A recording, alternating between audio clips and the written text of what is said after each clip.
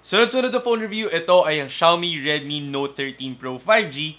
Try natin to. Ay, pagpasensya nyo na kasi paus ako ngayon. Sunod-sunod lang talaga yung phone review. Tapos, may mga konting kaganapan tayo na naubos talaga yung boses ko. Pero as much as possible, i-cover natin lahat about the newest phone of Xiaomi, ang Xiaomi Redmi Note 13 Pro 5G. Syempre, bago lahat, mag-subscribe ka muna by clicking the subscribe button below, tapos i-hit mo yung bell icon para ma-update ka sa mga susunod kong videos. For now, unbox muna natin ang phone na to. Unboxing the Xiaomi Redmi Note 13 Pro 5G. May kita nyo naman siya, very typical pa rin yung box, typical pa rin yung design, and then yung contents natin, same pa rin naman as before. Meron tayong documents, SIM ejector tool, jelly case, at saka ang ating Xiaomi Redmi Note 13 Pro 5G na unit, and then meron tayong charging cable, at saka ang kanyang 67W na charger. So aside pa dyan, wala nang contents ang kanyang box. Again, wala pa rin tayo or wala na talaga tayong mga wired earphones sa mga mid-range phones. Tanggapin nyo na guys, kailangan talaga kayo ang mag-provide yan. Isa pang bagay na kailangan nyo i-note gumagamit ng opaque na jelly case ang Xiaomi Redmi Note 13 Pro. Medyo nakakalungkot lang kasi given na natutuwa or nagustuhan ko ang design ng Xiaomi Redmi Note 13 Pro, Xiaomi ba't naman kayo gumagamit ng opaque na jelly case sa mga ganito kagandang design? Medyo parang sayang lang na ginandahan nyo talaga yung design ng Xiaomi Redmi Note 13 Pro 5G. Para sa akin kasi, same pa rin halos yung design from last year. Gumamit siya ng mga konting elements from its predecessor, pero adding some new changes para ma-feel mo na bago rin talaga ang Xiaomi Redmi Note 13 series. So for this phone, ang hawak ko ngayon ay ang Aurora Purple, and makikita nyo naman na actually sa video mukhang parang light lang talaga siya or very white na may onting tint ng purple sa kanyang back design. Yung texture nito matte finish. So given na yung color niya plus yung texture niya pa hindi smudge magnet ang Xiaomi Redmi Note 13 Pro 5G. Aside pa dyan, yung isang kapansin-pansin na change ang kanyang camera design na mas pinalapad ng Xiaomi, so mas eye-catching lang talaga ang kanyang camera setup. And then meron yung mga iconic na lines na nakukuha natin mula sa mga flagship phones ng Xiaomi. Actually, ito yung mga gusto kong touches mula doon sa mga flagship phones ng Xiaomi kasi somehow differentiates them doon sa mga ibang phones na na-release na medyo magkakamukha talaga. So far, ang masabi ko sa design ng Xiaomi Redmi Note 13 Pro 5G, natuwa naman ako sa design niya kahit pa hindi total overhaul talaga yung design niya, pero may mga additional changes lang to make it seem newer, fresher, and then even sleeker than before. Moving on, doon naman tayo sa form factor niya, same pa rin as before. Flat yung backside natin, flat yung front side natin, and then flat din yung edges ng phone na to, maliban lang dito sa kanyang corners. Ngayon, dito sa sides natin, sa right side, nandyan ang kanyang lock button, ang ating volume buttons, tapos sa top side, speaker grills, at saka, ang nakakatuwa, meron tayong headphone jack on this phone. So at least, kung wala man silang in-include na wired earphones, pwede naman kayong makagamit ng earphones na may headphone jack. And then finally, dito naman sa bottom side natin, another set of speaker grills, ang ating USB Type-C port, at saka ang kanyang SIM card tray. So for the Xiaomi Redmi Note 13 Pro 5G, meron tayong dalawang speaker grills. Gumagamit siya ng stereo speakers, giving you a much more immersive experience kapag nakikinig kayo ng music, nanonood ng videos, or naglalaro lang ng games. Nakakatuwa, again, ito yung mga feature na hindi nyo kadalasan nakukuha sa mga phones at this price.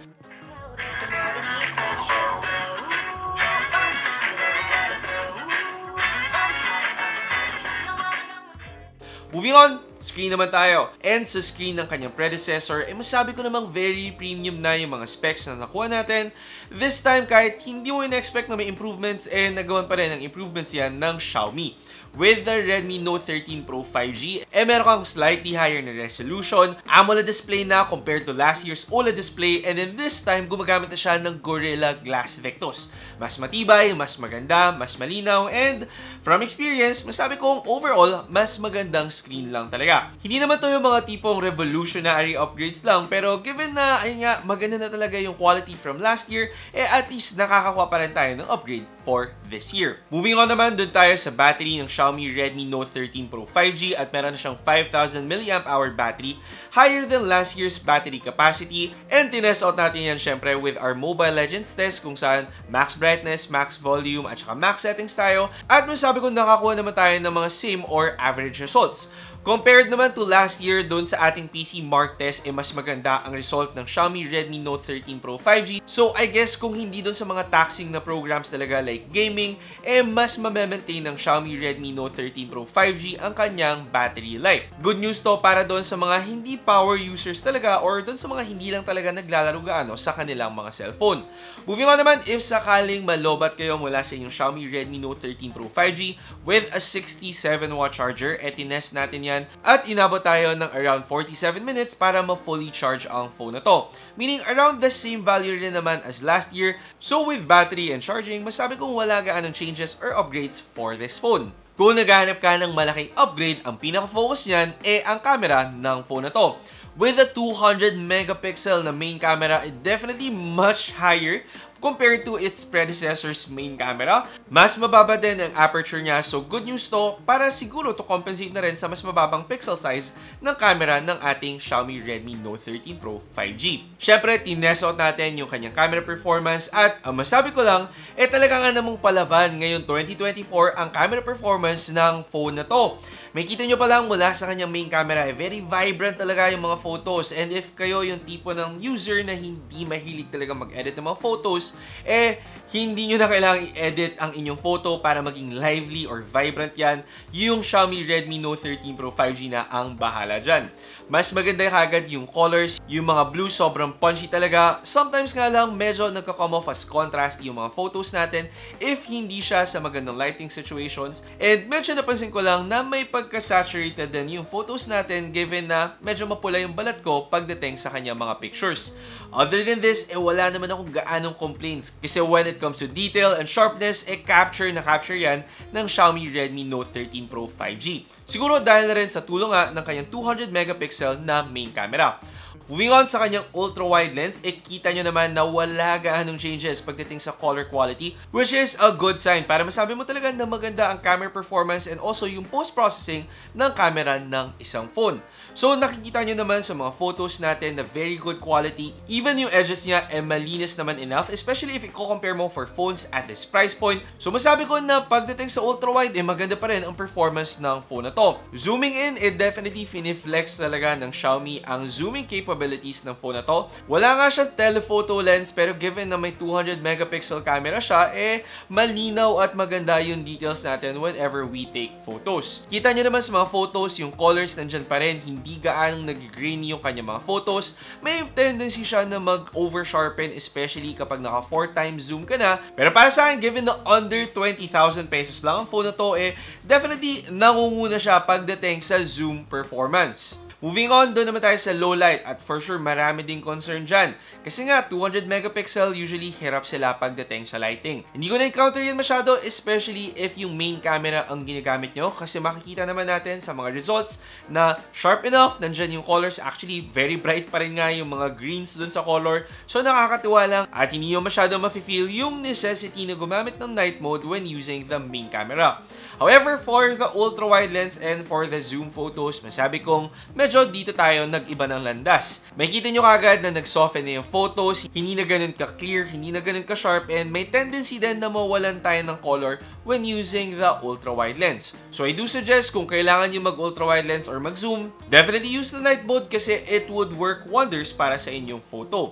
Ngayon, doon naman sa selfie camera at comparing din doon sa kaninang photo na medyo mapula talaga yung balat ko, for the selfie, mas blooming ako tingnan. So kung gusto nyo lang mag-selfie at gusto nyo yung mas natural yung tones nyo, I suggest using the selfie camera of the Xiaomi Redmi Note 13 Pro 5G. Kita nyo naman doon sa balat ko na, ayun lang, mas fair ako tingnan, blooming pa rin sa photo without over-exaggerating pagdating dun sa post-processing na mukhang edited yung photos. So masabi ko naman na nag-improve yung selfie camera performance ng mga phone ngayong 2024. If sakaling gusto nyo kumuha ng video, maganda naman ang stabilization na nakuha ko from this phone.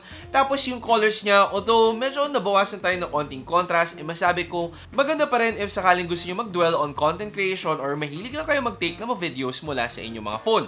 Overall, camera performance, definitely ito ang highlight ng Xiaomi Redmi Note 13 Pro 5G. At kung sakali ang hanap nyo magandang camera performance ngayong 2024, masabi kong isa to sa mga frontrunners pagdating sa mga phones under 20,000 pesos.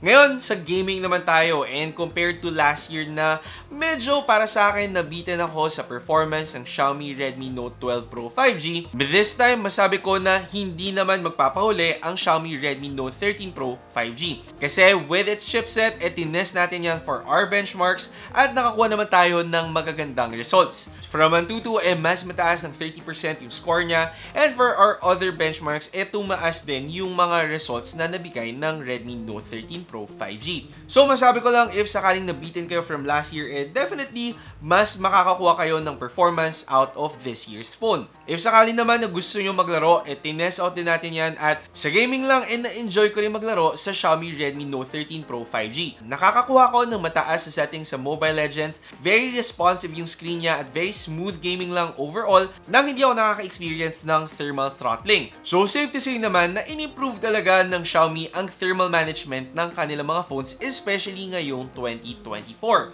If ever naman na maglalaro din kayo ng game na katulad ng Genshin Impact, tinry din natin yan at nakakuha din tayo ng low settings. Hindi naman to surprising given na under 20,000 pesos ang phone na to, pero gusto ko pa rin i-appreciate na very smooth pa rin talaga yung performance na nabigay ng Xiaomi Redmi Note 13 Pro 5G. Overall, for gaming, maybe not the fastest phone ngayon 2024 given na may mga na-release na tayong phones na magaganda din ang benchmark results, pero still, for sure, hindi kayo madidisappoint sa performance ng Xiaomi Redmi Note 13 Pro 5G. So, pagdating sa mga sinabi natin, test samples natin on the Xiaomi Redmi Note 13 Pro 5G, nagkakalaga siya ng 16,999 pesos. Para to sa kanyang 8GB RAM with 256GB storage na variant, at kung sakali naman na gusto nyo mas taasan pa, meron din silang ino-offer na 12GB RAM with a 512GB na internal storage for the price of 18,999 pesos. Sa presyo na to, masasabi ko bang sulit ang Xiaomi Redmi Note 13 Pro 5G? So far, yes, napakasulit ng phone na to, especially if ang habol nyo ay yung talagang magandang camera performance at nagustuhan nyo yung mga results na pinakita ko mula sa ating mga samples. If gusto nyo yung mga very vibrant photos lang talaga, napaka-punchy ng colors at mag-stand out lang talaga sa social media, definitely get the Xiaomi Redmi Note 13 Pro 5G. Kasi so far sa mga test ko at sa mga photos na nakuha ko, na-enjoy ko talaga na maigi. Yun nga lang, medyo mapula ako ng konti pero nakatapat kasi ako sa araw. So siguro may mga onting tweaks lang tayo para ma-balance talaga yung skin tone mula dun sa photo. So far, isa to sa may pinakamagandang camera performance for phones under 20,000 pesos.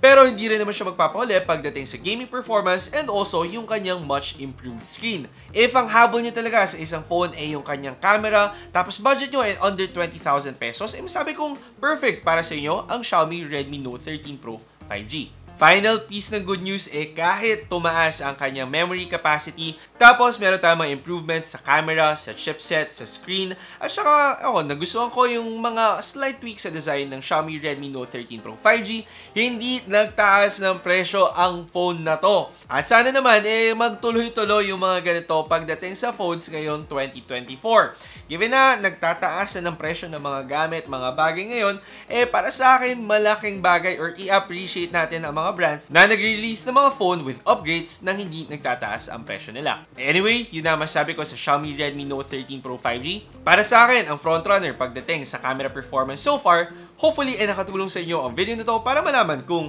ito na ba ang phone na dapat nyong kunin ngayong 2024. Again, kung hindi pa kayo nakasubscribe sa channel, mag-subscribe naman kayo by clicking the subscribe button below. I-hit nyo yung bell icon para ma-update kayo sa mga susunod kong videos. Ako si Alvin, ang inyong tech guy. See you next time. Ingat!